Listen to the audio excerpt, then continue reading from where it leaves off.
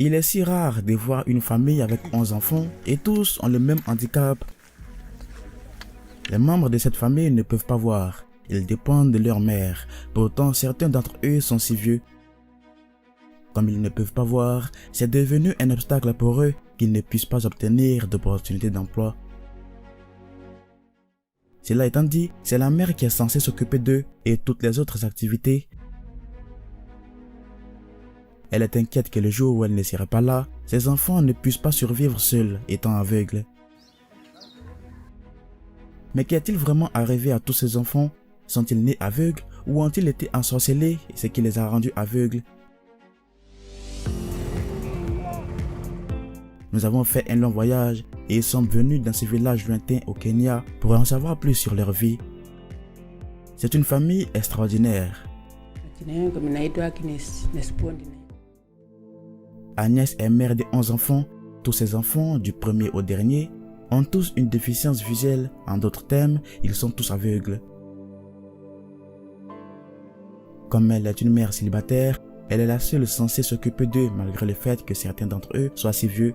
Mais ils ne peuvent pas faire grand-chose et presque toutes les activités sont effectuées par leur mère.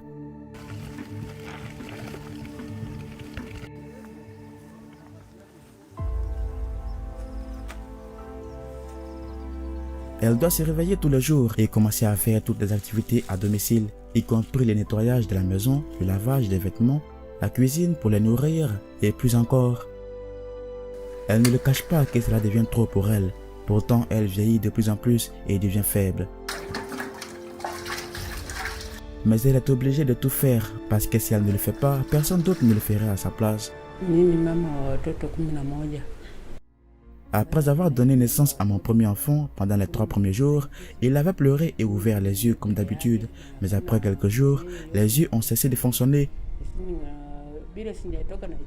Nous avons essayé différentes façons de résoudre ces problèmes, y compris l'emmener à l'hôpital pour un traitement, mais ils ont échoué. Ils ont dit que les yeux étaient totalement endommagés. La vieille femme a continué à faire de nombreux enfants dans l'espoir d'en produire un de normal. Mais tous ces enfants sont nés avec cette condition jusqu'au 11e qui est le dernier enfant. Elle s'inquiétait et se demandait comment cela est possible. Certaines personnes pensaient que c'était peut-être le résultat de la sorcellerie ou d'autres pouvoirs maléfiques.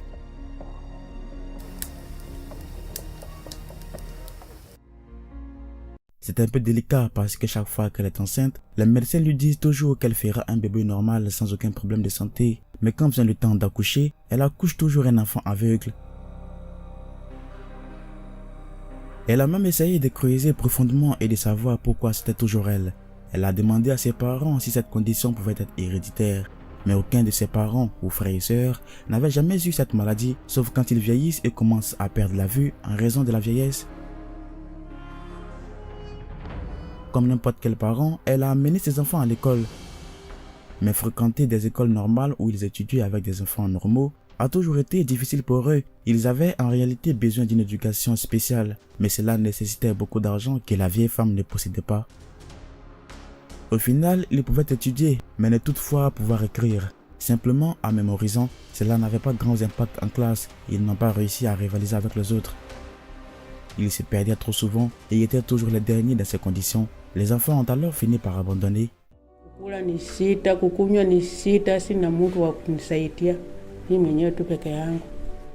Élever 11 enfants est une tâche difficile, principalement fournir leur repas quotidien.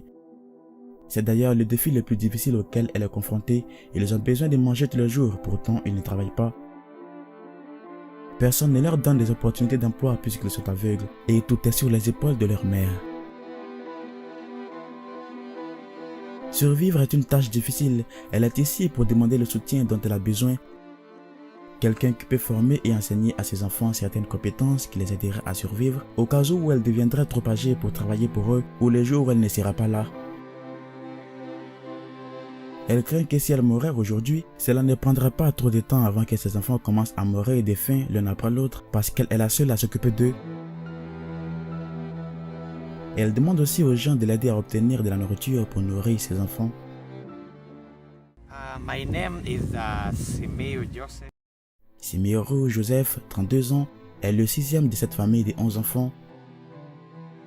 Il dit que la vie était un peu plus facile avant car le père était vivant et pouvait aider leur mère à prendre soin d'eux jusqu'en 1994, date à laquelle il est décédé.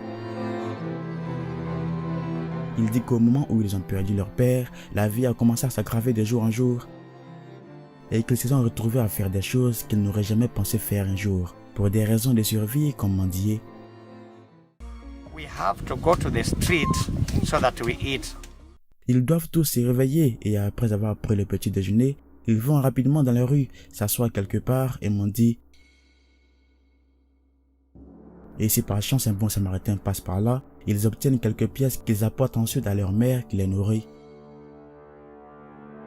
C'est tout ce qu'ils peuvent malheureusement faire, mais ce n'est toujours pas suffisant et c'est quelque chose qu'ils n'aiment pas non plus faire.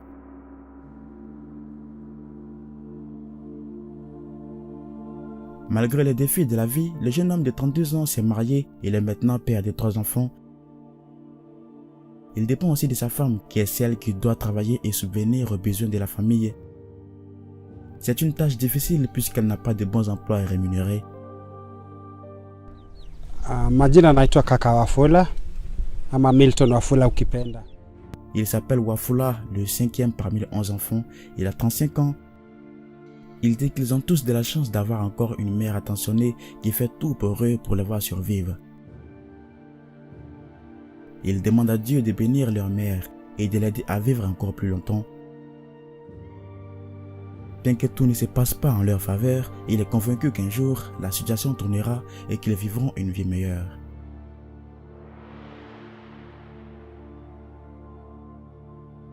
Personnellement, je ne me suis pas marié. Je ne me suis pas encore marié à cause de tous ces problèmes. Comme je dépends toujours de ma mère, je ne peux pas épouser une femme qui alourdirait le fardeau et obligerait ma mère à m'aider moi et ma femme. Pourtant, elle a encore du mal à prendre soin de sa famille en général.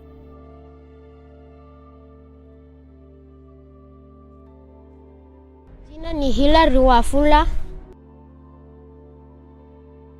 Il dit qu'il peut constater comment ils luttent avec la vie, principalement lorsque la mère ne réussit pas à leur fournir les besoins de base pour leur survie.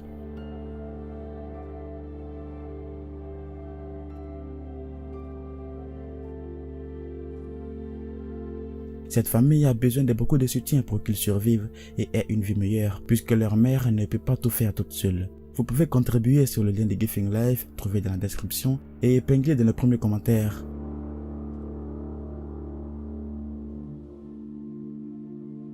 Merci d'avoir regardé, je m'appelle Beckham et c'est Afromax Français. N'oubliez pas de vous abonner pour nous suivre.